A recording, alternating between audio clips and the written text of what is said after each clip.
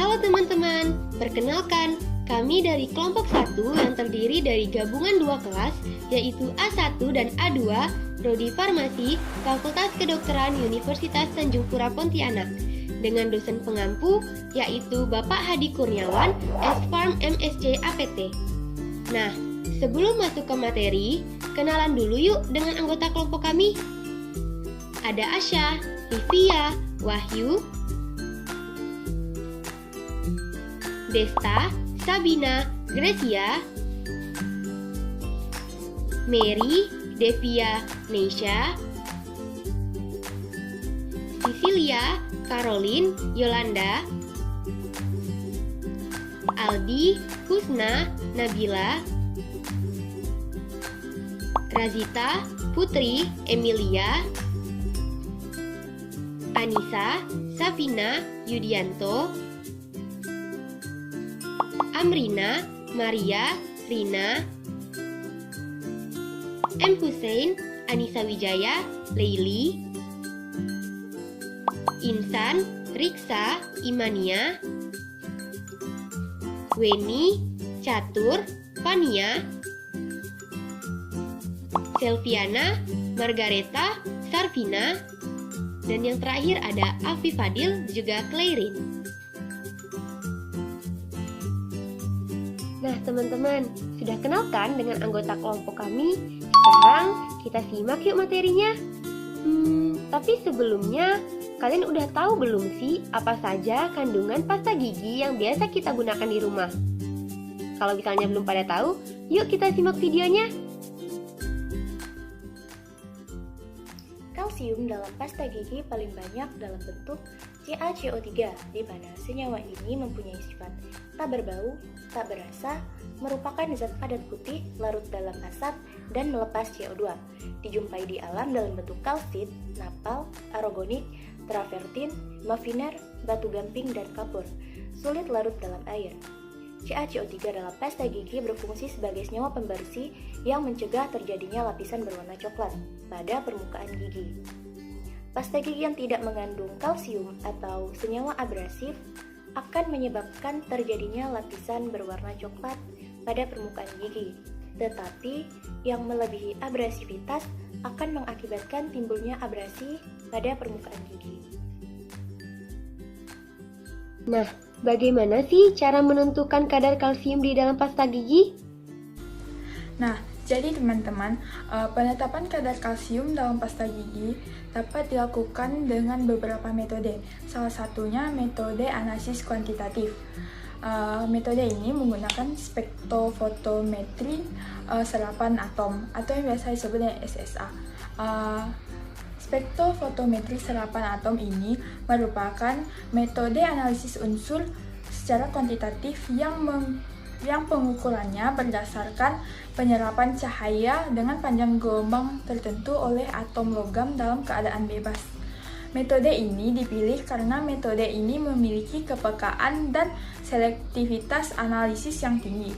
Berdasarkan latar belakang tersebut, maka perlu dilakukan praktikum penetapan kadar kalsium dalam pasta gigi menggunakan spektrofotometri serapan atom, sehingga praktikum ini diharapkan dapat meningkatkan pemahaman mahasiswa terkait analisis kadar senyawa menggunakan spektrofotometri serapan atom.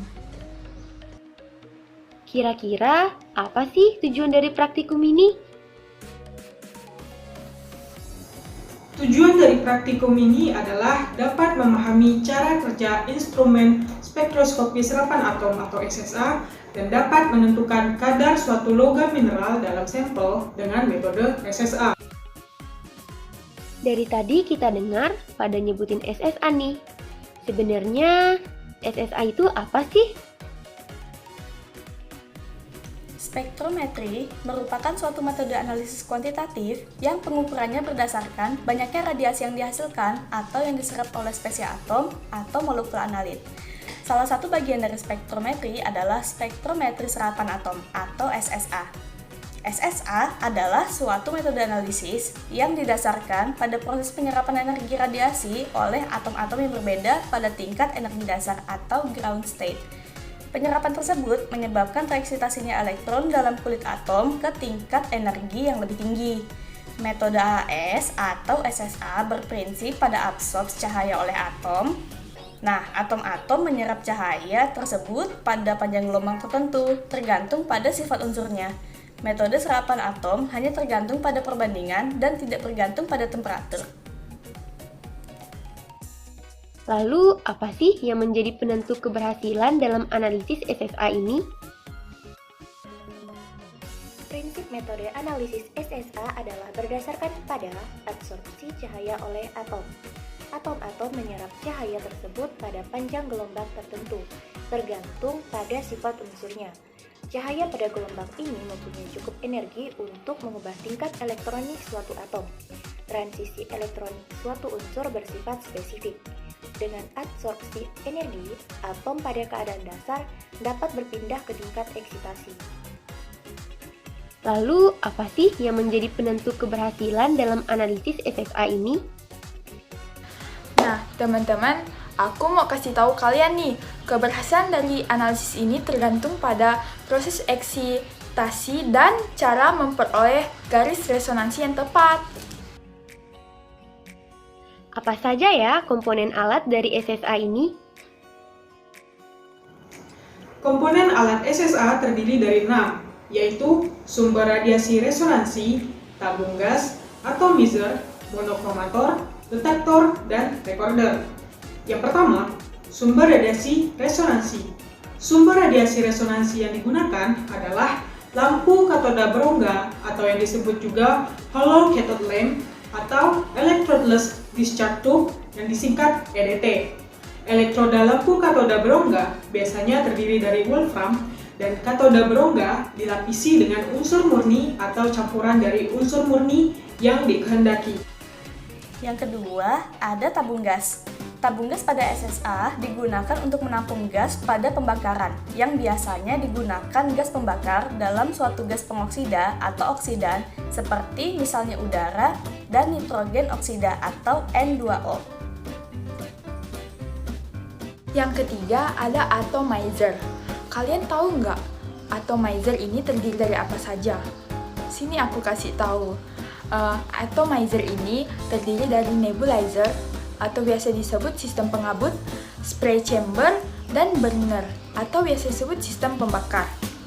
Fungsi dari nebulizer adalah untuk mengubah larutan menjadi aerosol atau butir-butir kabut dengan ukuran partikel 15-20 mikrometer dengan cara menarik larutan melalui kapiler akibat dari efek aliran udara. Dengan pemisapan gas bahan bakar dan oksidan, lalu disemprotkan ke ruangan pengabut. Kemudian ada monokromator. Setelah radiasi resonansi dari lampu katoda berongga melalui populasi atom di dalam nyala, energi radiasi ini sebagian diserap dan sebagian lagi diteruskan. Fraksi radiasi yang diteruskan dipisahkan dari radiasi lainnya. Pemilihan atau pemisahan radiasi tersebut dilakukan oleh monokromator untuk mengecilkan garis resonansi dari semua garis yang tidak diserap dan dipencarkan oleh sumber radiasi. Selanjutnya ada detektor. Apa itu detektor? Detektor berfungsi untuk mengukur radiasi yang ditransmisikan oleh sampel dan mengukur intensitas radiasi tersebut dalam bentuk energi listrik. Nah, komponen SSA yang terakhir yaitu recorder. Penasaran nih, apa sih fungsi recorder? Recorder pada instrumen SSA berfungsi untuk mengubah isyarat sinyal yang diterima menjadi bentuk digital, yaitu dengan satuan absorbansi. Isyarat dari detektor dalam bentuk tenaga listrik akan diubah oleh recorder dalam bentuk nilai bacaan serapan atom. Oh iya, kenapa sih kita memilih metode SSA ini? Nah, metode ini kami pilih karena sangat tepat untuk menganalisis zat pada konsentrasi rendah. Dan teknik AAS merupakan alat yang sangat canggih dalam menganalisis. Hal itu disebabkan oleh kecepatan analisisnya, kemudian ketelitian sampai tingkat runut, dan tidak memerlukan pendahuluan. Kelebihan kedua adalah kemungkinannya untuk menentukan konsentrasi semua unsur pada konsentrasi runut. Dan yang ketiga, sebelum pengukuran, tidak perlu selalu memisahkan unsur yang ditentukan, karena kemungkinan penentuan satu unsur dengan kehadiran unsur lain dapat dilakukan, asalkan katoda berongga yang diperlukan tersedia. Nah, kita kan mau menentukan kadar kalsium di dalam pasta gigi. Gimana kalau kita kenalan lebih jauh dengan pasta gigi? Jadi, apa sih pasta gigi itu? Guys, aku bantu jelasin ya. Pasta gigi ini merupakan sediaan semi padat yang mengandung satu atau lebih bahan obat yang ditujukan untuk pemakaian topikal untuk membantu membersihkan gigi tanpa merusak gigi atau membran mukosa mulut. Menurut Anis, pasta ini dibagi menjadi 4 bagian. Yang pertama, pasta berlemak atau yang biasa kita kenal sebagai salap. Kalian pasti tahu salap kan? Salap ini mengandung lebih dari 50% zat padat atau yang biasa kita kenal sebagai serbuk. Kemudian yang kedua ada pasta kering atau pasta bebas lemak. Pasta bebas lemak ini mengandung lebih dari 60% zat padat. Dan yang ketiga ada pasta pendingin. Pasta pendingin ini yaitu serbuk minyak dan cairan berair yang dikenal sebagai salap tiga darah. Dan yang terakhir ada pasta dentifricae yang merupakan campuran kental terdiri dari serbuk dan gliserinum yang digunakan untuk membersihkan gigi kita. Apa aja ya syarat dan kriteria yang menunjukkan bahwa pasta gigi itu baik digunakan? Tentunya ada dong. Menurut Bayuarti, pasta gigi yang baik adalah yang tidak menyebabkan gigi abrasi, tambalan berubah warna, atau mengganggu keseimbangan bakteri dalam mulut. Dan syarat-syarat pasta gigi adalah dapat menyegarkan mulut, tidak berbahaya sehingga lembut dan cocok untuk digunakan, serta stabil selama penyimpanan. Apa sih fungsi dari pasta gigi itu? Fungsi utama pasta gigi adalah untuk membersihkan gigi. Saat digunakan untuk menyikat gigi, pasta gigi berfungsi untuk mengurangi pembentukan plak, memperkuat gigi terhadap karies, membersihkan dan memangkas permukaan gigi, lalu menghilangkan atau mengurangi bau mulut, memberikan rasa segar pada mulut, serta memelihara kesehatan rongga mulut. Wah, banyak juga ya fungsi dari pasta gigi. Oh iya, waktu saya pergi ke supermarket, saya menemukan beberapa macam pasta gigi. Apa saja sih itu? Jadi, pasta gigi terbagi atas beberapa jenis, yaitu yang pertama, pasta gigi anti karies. Umumnya mengandung fluor dalam bentuk natrium fluorida NaF, stanium fluorida SNF, dan sodium monofluorofosfat NaMnF. Pasta gigi fluorida efektif dalam mencegah dan mengendalikan karies gigi. Yang kedua, pasta gigi anti plak. Pasta gigi yang diformulasikan mengandung senyawa antimikroba untuk mencegah atau mengurangi plak, kalkulus, dan karies gigi. Salah satu senyawa antimikroba yang terdapat dalam pasta gigi jenis ini adalah triklosan. Yang ketiga, pasta gigi pemutih. Pasta yang berfungsi sebagai pemutih antara lain yaitu enzim, peroksida, surfaktan, sitrat, pirofosfat, dan heksametafosfat. Dan yang terakhir, pasta gigi anti hipersensitivitas. Hipersensitivitas dentin merupakan suatu kondisi dari gigi yang sakit, berupa rasa sakit yang singkat dan tajam, diakibatkan dentin yang tersingkap dalam menerima stimulus yang berasal dari luar. Apa saja sih komposisi yang digunakan sehingga terbentuk pasta gigi?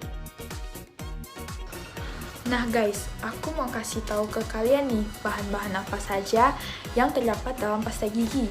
Bahan pertama ada abrasif, itu konsentrasinya sebesar 20-50%. Yang kedua, ada air 20-40%, yang ketiga ada humektan atau pelembab itu 20-35%, yang keempat ada bahan perekat itu 1-2%, yang kelima ada surfaktan atau deterjen 1-3%, yang keenam ada bahan penambah rasa 0-2%, yang ketujuh ada bahan terapeutik 0-2%. Balik lagi nih di topik kita. Kita kan mau mencari kadar kalsium di dalam pasta gigi. Nah, kalian udah tahu belum sih apa itu kalsium? Kalsium adalah mineral yang paling banyak dalam tubuh dan termasuk yang paling penting. Tubuh membutuhkan kalsium untuk membentuk dan memperbaiki tulang dan gigi, membantu fungsi syaraf, kontraksi otot, pembentukan darah, dan berperan dalam fungsi jantung. Semua kalsium yang masuk ke dalam tubuh sebagian besar disimpan oleh tubuh dan tidak dibuang melalui urin ataupun feses. Pada kondisi normal, kadar kalsium terkontrol dengan baik. Saat jumlah kalsium menurun, kalsium dilepaskan dari tulang untuk mengembalikan jumlah kalsium dalam darah. Saat jumlah kalsium darah naik, kelebihan kalsium mungkin disimpan di tulang atau dikeluarkan dari tubuh melalui urin ataupun feses. Bagaimana dengan sifat pemerian dan kelarutannya? Sifat pemerian kalsium adalah serbuk habluur mikro, putih, stabil di udara, tidak berbau, dan tidak memiliki rasa. Kelarutan kalsium karbonat yaitu tidak larut dalam air dan etanol, tetapi larut dalam asam asetat, asam klorida, dan asam nitrat. Lalu, manfaat apa sih yang kita dapatkan dengan adanya kalsium tersebut? Kalsium mempunyai peran vital pada tulang, sehingga dapat mencegah timbulnya osteoporosis. Namun, kalsium yang berada di luar tulang juga mempunyai peran yang besar, antara lain mendukung kegiatan enzim, syaraf, dan darah, seperti mengaktifkan syaraf, melancarkan peredaran darah, melenturkan otot, menormalkan tekanan darah, dan masih banyak lagi. Nah teman-teman, setelah kita mengetahui lebih jauh tentang alat yang digunakan, pasta gigi sebagai sampel, dan juga kalsium sebagai analit, selanjutnya kita akan mengetahui metode apa saja yang dapat digunakan dalam penentuan kalsium. Ada dua metode, yaitu metode analisis kualitatif dan metode analisis kuantitatif. Di sini, saya akan bantu jelaskan ya tentang metode analisis kualitatif. Metode analisis kualitatif adalah metode analisis yang digunakan untuk mengetahui ada atau tidaknya suatu zat dalam suatu sampel. Metode analisis kualitatif yang dapat digunakan untuk mengetahui ada atau tidaknya kalsium dalam sampel adalah metode spektrofotometri UV-Vis, spektrofotometri IR, spektrofotometri massa, kromatografi cair kinerja tinggi atau KCKT, dan juga kromatografi gas atau KG. Lalu, ada metode analisis kuantitatif. Metode ini terbagi lagi menjadi dua, yaitu konvensional dan instrumen. Mari kita bahas satu persatu. Yang pertama, ada metode konvensional. Metode konvensional dapat menggunakan analisis gravimetri, titrasi permanganometri, dan titrasi kompleksometri untuk menentukan kadar kalsium dalam sampel. Analisis gravimetri merupakan proses isolasi dan pengukuran berat suatu unsur atau senyawa tertentu.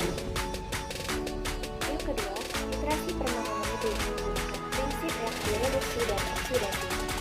Yang ketiga, titrasi kompleksometri didasarkan pada reaksi pembentukan senyawa kompleks antara ion logam target dengan zat pembentuk kompleks.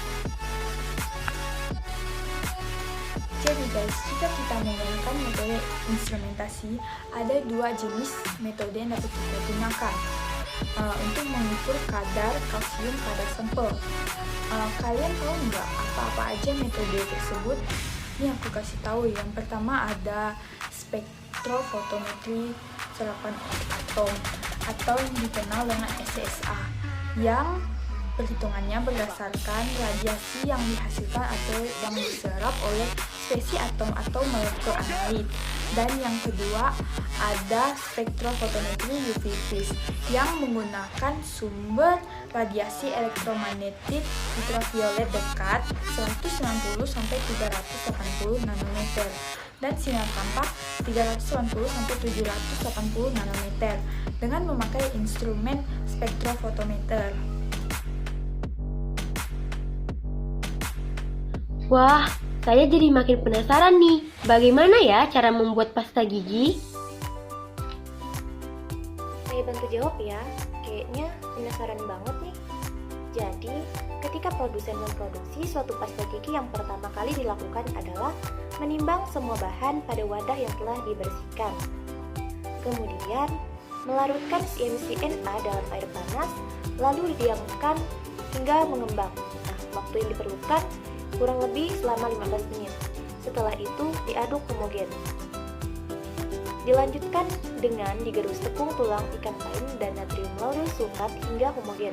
Kemudian ditambahkan pada masa 1 yang saya jelaskan tadi ya teman. Sambil diaduk hingga homogen. Nah, yang tersebut adalah masa 2.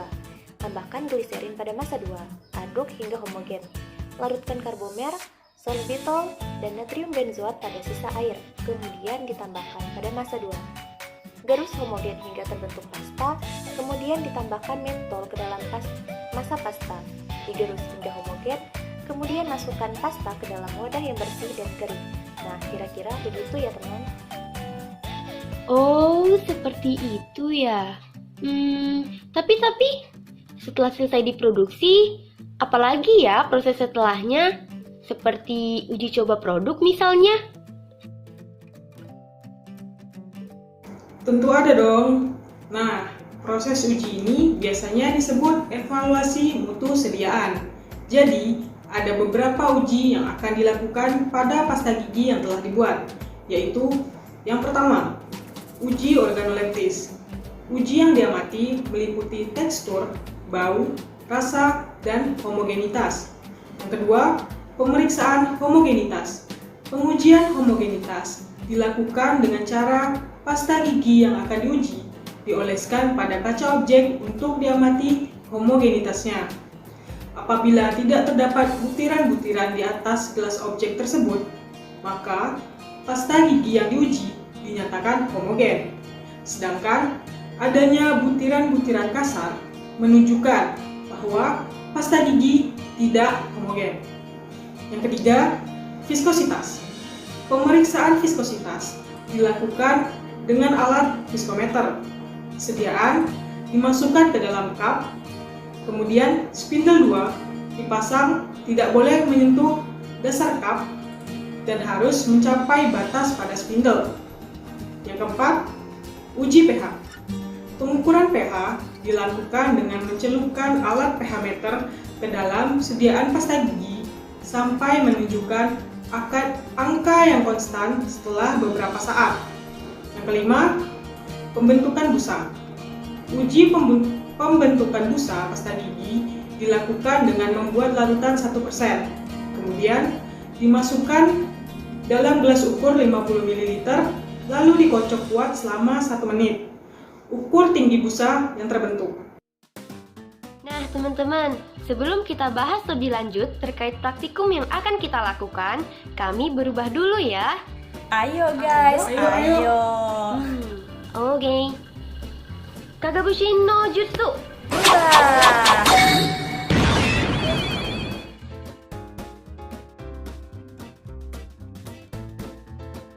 Pasti kalian pada penasaran bukan apa saja alat dan bahan yang digunakan untuk penetapan kadar kalsium? Jadi, alat yang digunakan antara lain kompor listrik, labu jedal, lampu katoda berongga Ca, spektrofotometri serapan atom atau SSA, dan juga timbangan analitik. Sedangkan bahan-bahan yang akan digunakan yaitu aqua dimineralisata, asam nitrat pekat atau HNO3, asam perklorat atau HClO4, kalsium nitrat atau CaNO32, dan pasta gigi sebagai sampel. Setelah menyiapkan semua alat dan bahan, tentu saja kalian harus mengetahui prosedur kerja dari penetapan kadar kalsium. Nah, simak penjelasan berikut ini ya. Tahapan pertama yaitu membuat larutan standar kalsium nitrat. Yang pertama, dibuat larutan Ca 1000 mg per liter. Caranya yaitu timbang 0,4094 gram CaNO3 2 kali dan masukkan ke dalam labu ukur 100 ml. Tambahkan 10 ml HNO3 dan panaskan sampai larut. Encerkan dengan aqua demineralisata sampai volume 50 ml. Panaskan lagi dan dinginkan. Tambah aqua demineralisata sampai tanda batas dan kocok hingga homogen. Yang kedua, dibuat larutan Ca 100 mg per liter. Caranya yaitu pipet 5 ml larutan Ca 1000 mg per liter, masukkan ke dalam labu ukur 50 ml, tambah aqua demineralisata sampai tanda batas. Yang ketiga, dibuat larutan Ca 10 mg per liter. Caranya yaitu pipet 5 ml larutan Ca 100 mg per liter, masukkan ke dalam labu ukur 50 ml, tambah aqua demineralisata sampai tanda batas. Yang keempat, dibuat larutan Ca 1,0, 1,5, 2,0, 2,5, dan 3,0 mg per liter. Caranya yaitu pipet 1 ml larutan Ca 10 mg per liter, masukkan ke dalam labu ukur 10 ml, tambah aqua demineralisata sampai tanda batas. Ulangi langkah untuk pengambilan larutan Ca 10 mg per liter sebanyak 1,5, 2, 2,5, dan 3 ml. Selanjutnya ada tahapan kedua yaitu penyiapan sampel. Caranya adalah timbang sampel secara seksama dengan berat 2 gram. Masukkan ke dalam labu gel. Tambahkan 10 ml larutan HNO3 65%, panaskan sampai larutan jernih. Kemudian, sampel dimasukkan dalam labu ukur 50 ml. Encerkan dengan aqua demineralisata sampai tanda batas. Tahapan yang ketiga yaitu pengukuran serapan larutan standar dan larutan sampel. Yang pertama adalah pengukuran serapan larutan standar. Sederetan larutan standar dengan konsentrasi masing-masing sampel yaitu 1 mg per liter, 1,5 mg per liter, 2,0 mg per liter, 2,5 mg per liter, dan 3,0 mg per liter untuk larutan standar kalsium Ca. Diukur serapannya pada panjang gelombang 422,7 nanometer dengan SSA terlebih dahulu. Menolkan adsorban dengan larutan blanko. Yang kedua, pengukuran serapan sampel. Caranya yaitu sampel dalam labu ukur 50 ml diambil 1 ml dan dimasukkan ke dalam labu ukur 5 ml. Tambahkan aqua demineralisata sampai tanda batas. Pipet 1 ml sampel dari larutan yang baru dibuat. Masukkan dalam labu ukur 5 ml dan tambahkan aqua demineralisata sampai tanda batas. Ukur serapan logam sampel dengan SSA. Adsorban dinolkan. Ukur adsorban larutan sampel pada panjang gelombang 422,7 nanometer.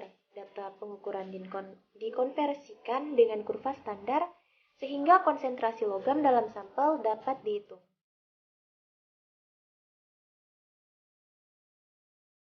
Nah teman-teman, setelah kita melakukan praktikum dan juga mendapatkan data, maka data yang kita dapat kita olah untuk mendapatkan hasil.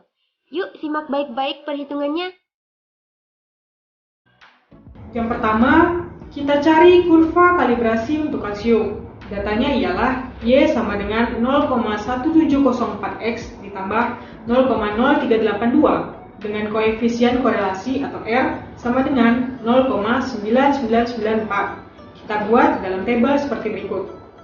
Nomor 1, konsentrasinya 1,0, absorbannya 0,2062. Nomor 2, konsentrasi 1,5, absorban 0,2988. Nomor 3, konsentrasi 2,0, absorban 0,3774. Nomor 4, konsentrasi 2,5, absorban 0,4612. Nomor 5, konsentrasi 3,0, absorban 0,5509. Setelah itu kita plotkan dan didapat bentuk kurva sebagai berikut, di mana Y sama dengan 0,1704X ditambah 0,0382, R kuadratnya sama dengan 0,9994. Yang kedua, kita mencari banyaknya volume yang diambil dengan menggunakan rumus V1 dikali M1 sama dengan V2 dikali M2. Maka didapatkan hasil sebagai berikut. Konsentrasi 1 mg per liter dalam 10 ml memiliki nilai V1 sama dengan 1 ml. Konsentrasi 1,5 mg per liter dalam 10 ml memiliki nilai V1 sama dengan 1,5 ml. Konsentrasi 2 mg per liter dalam 10 ml memiliki nilai V1 sama dengan 2 ml. Konsentrasi 2,5 mg per liter dalam 10 ml memiliki nilai V1 sama dengan 2,5 ml. Konsentrasi 3 mg per liter dalam 10 ml memiliki nilai V1 sama dengan 3 ml. Yang terakhir yaitu menentukan kadar CA sampel. Yang harus dilakukan pertama kali adalah menghitung rata-rata dari perhitungan 1 sampai 3, di mana data tersebut didapat dari pengulangan sebanyak 3 kali. Dapat dilihat pada tabel. Perhitungan kadar CA ini menggunakan rumus persamaan regresi linier, yaitu Y sama dengan BX tambah A, sehingga diperoleh pada perhitungan 1 konsentrasinya 2,04518793 mg per liter. Perhitungan 2 konsentrasinya 2,031103,286 mg per liter. Dan perhitungan ketiga ada 1,965962441 mg per liter. Dari ketiga hasil tersebut dihitung rata-ratanya yaitu 2,014084,0507 mg per liter. Nah, setelah kita mendapatkan konsentrasinya, maka kita sudah bisa menghitung kadar dari kalsium dengan rumus yaitu persen bobot per bobot dari kadar kalsium sama dengan konsentrasi dikali volume awal dikali faktor pengenceran dibagi berat sampel lalu dikalikan 100%. Kita sudah mendapatkan volume awal yaitu 5 ml. Kita konversikan menjadi 0,05 liter. Kemudian kita mendapatkan faktor pengenceran yang didapatkan dari 5 ml dibagi 1 ml dan didapatkan 5 kali faktor pengenceran. Kemudian bobot sampel kita dapatkan 2 gram dan kita konversikan menjadi 2000 mg. Kemudian kita masukkan saja deh ke dalam rumus yaitu persen bobot per bobot kadar kalsium sama dengan 2,014084 mg per liter dikali 0,005 liter dikali 5 dibagi 2000 kemudian dikalikan 100%. Dan hasil akhir dari kadar kalsium yang kita dapatkan yaitu 0,002517,606%.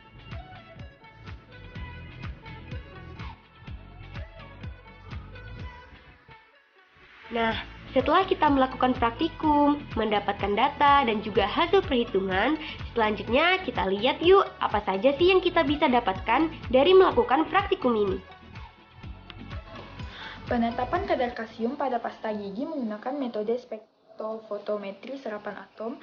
Spektrofotometri serapan atom sangat sensitif untuk mendapatkan kadar kalsium atau Ca dalam jumlah yang sangat kecil. Prinsip kerja spektrofotometri serapan atom yaitu adanya atom-atom yang tereksitasi dalam keadaan dasar dan mengabsorpsi radiasi dari sumber cahaya dengan panjang gelombang tertentu.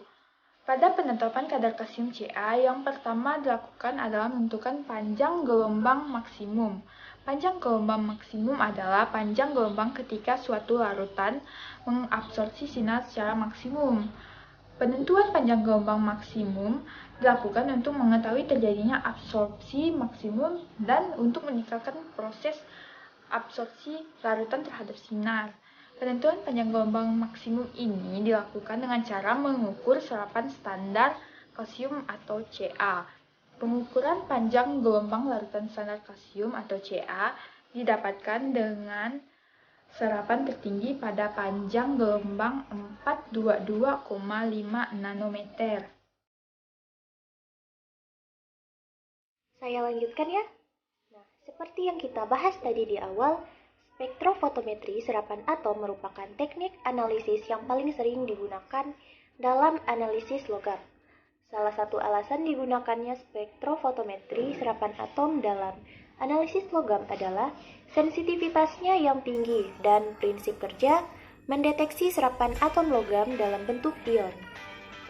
Spektrofotometri serapan atom digunakan terutama dalam analisis kuantitatif untuk menentukan kadar logam-logam pada berbagai sampel. Pengukuran konsentrasi kalsium Ca dilakukan dengan cara mengukur serapan dan konsentrasi larutan standar kalsium Ca. Absorbansi berbanding lurus dengan panjang nyala yang dilalui sinar dan konsentrasi atom. Hal ini sesuai dengan hukum Lambert-Beer, yaitu hasil kurva kalibrasi dari adsorben dan konsentrasi diperoleh bersamaan, yaitu Y sama dengan 0,1704X ditambah 0,0382. Nilai Y adalah adsorben dan X adalah konsentrasi sampel.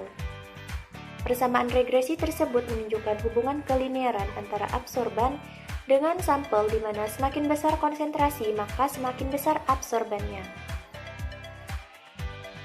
Dari penelitian yang telah dilakukan dengan menggunakan spektrofotometri serapan atom, diperoleh kurva kalibrasi larutan standar kalsium atau Ca.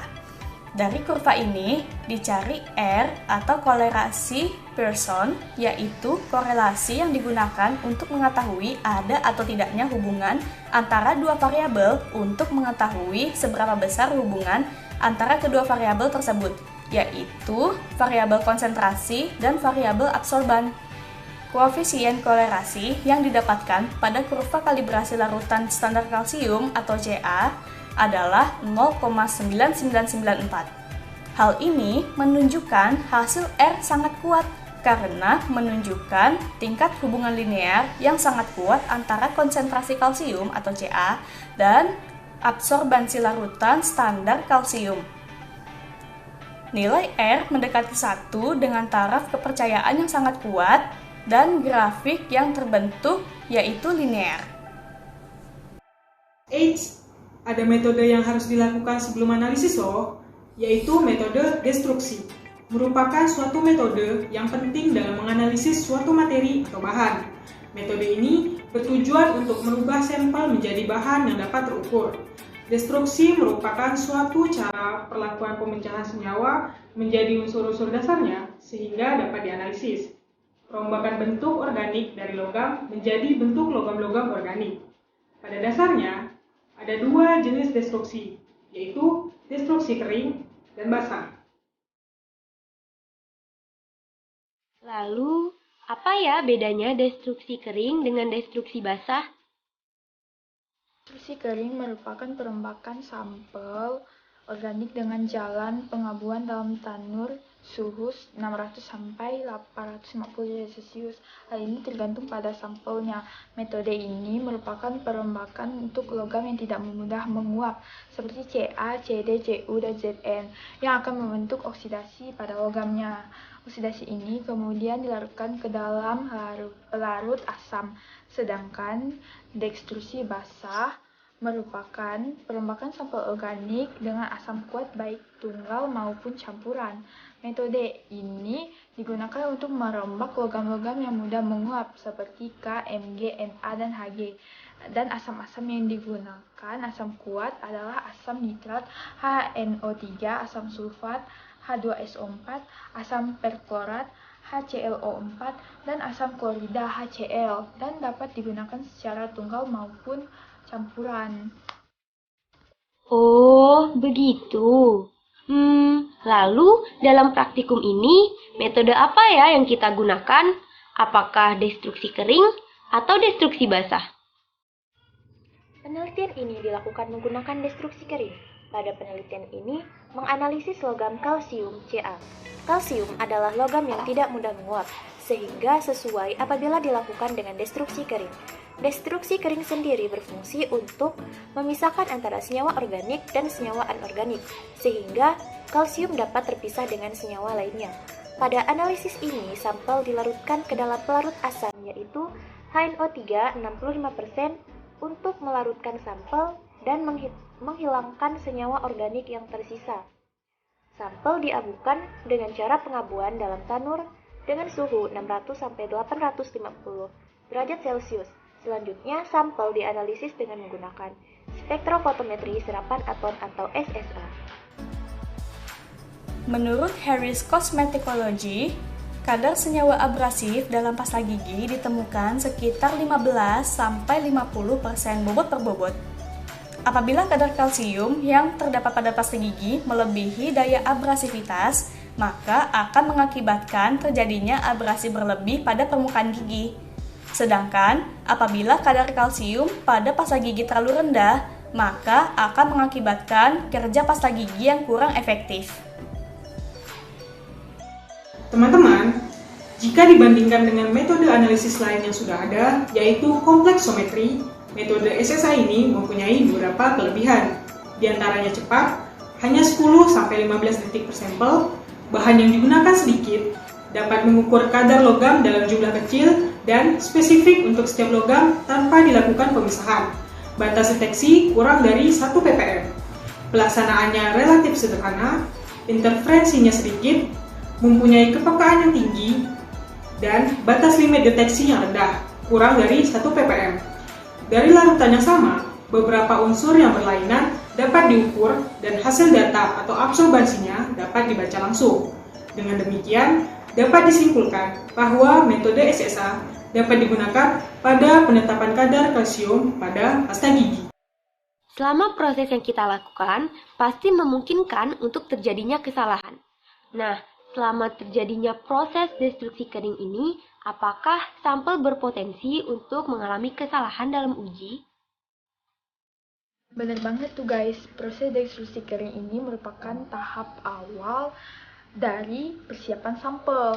Pada proses ini diperlukan destruksi sebanyak mungkin sampai sampel menjadi abu yang mengandung senyawa logam dan dalam bentuk elementalnya. Pada proses ini terdapat potensi ketidakakuratan akibat masih terdapat logam dalam bentuk asalnya dan banyaknya abu-abu lain yang tidak diperlukan dan dianggap sebagai pengotor sampel. Dalam percobaan ini didapatkan kadar kalsium sebesar 1258,742 mg per kilogram. Pada percobaan ini, hasil ini relatif rendah dibanding perkiraan di mana pada pasta gigi diperkirakan terdapat di atas 15% kalsium karbonat sebagai abrasif dan sumber utama kalsium pada pasta gigi. Hal ini disebabkan akibat hilangnya kalsium dalam proses preparasi sampel ataupun tidak larutnya sebagian logam dalam pelarutan dengan asam. Nah, teman-teman, ada info tambahan nih. Dalam melakukan penelitian analisa kuantitatif logam menggunakan spektrofotometri serapan atom, perlu diperhatikan beberapa hal. Di antaranya, yaitu proses destruksi sampel yang sempurna dan juga pelarutan. Selain itu, perlu diperhatikan berbagai hal umum dalam analisis kuantitatif, seperti akurasi penimbangan dan pengukuran lainnya, serta pembuatan larutan standar. Wah, saya jadi makin paham nih tentang penggunaan instrumen SSA dalam pengukuran kadar kalsium di dalam pasta gigi. Nah, dari yang sudah kita bahas tadi, dapat kita tarik kesimpulan bahwa yang pertama, kadar kalsium pada pasta gigi itu rata-rata adalah 1258,742 mg per kilogram. Yang kedua, kadar kalsium yang didapat cukup rendah dibandingkan kadar abrasif kalsium pada pasta gigi umumnya. Nah, hal ini dapat diakibatkan karena hilangnya sebagian kalsium pada proses preparasi sampel. Nah teman-teman, setelah penjelasan sebelumnya, ada yang mau saya sampaikan lagi nih. Jadi, pasta gigi adalah suatu bahan semi-aquos yang digunakan untuk membersihkan deposit dan memoles seluruh permukaan gigi, serta memberikan rasa nyaman di dalam rongga mulut. Penetapan kadar kalsium dalam pasta gigi dapat dilakukan dengan metode analisis kuantitatif spektrofotometri serapan atom atau SSA. Metode ini merupakan metode analisis unsur secara kuantitatif yang pengukurannya berdasarkan penyerapan cahaya dengan panjang gelombang tertentu oleh atom logam dalam keadaan bebas. Yang mana metode ini dipilih karena memiliki kepekaan dan selektivitas analisis yang tinggi. Keberhasilan metode ini bergantung kepada beberapa hal, seperti proses destruksi sampel yang sempurna, akurasi penimbangan dan pengukuran, serta pembuatan larutan standar. Dengan adanya penelitian tentang kalsium pada pasta gigi, diharapkan adanya penelitian lebih lanjut mengenai parameter-parameter yang lain, misalnya kandungan sakarin pada pasta gigi. Oke, gimana nih teman-teman? Sudah pada paham bukan? Semoga video ini bermanfaat untuk kalian semua ya, dan semoga kalian dapat memahami apa itu instrumen SSA. Sekian dari kami, sampai jumpa di proyek selanjutnya.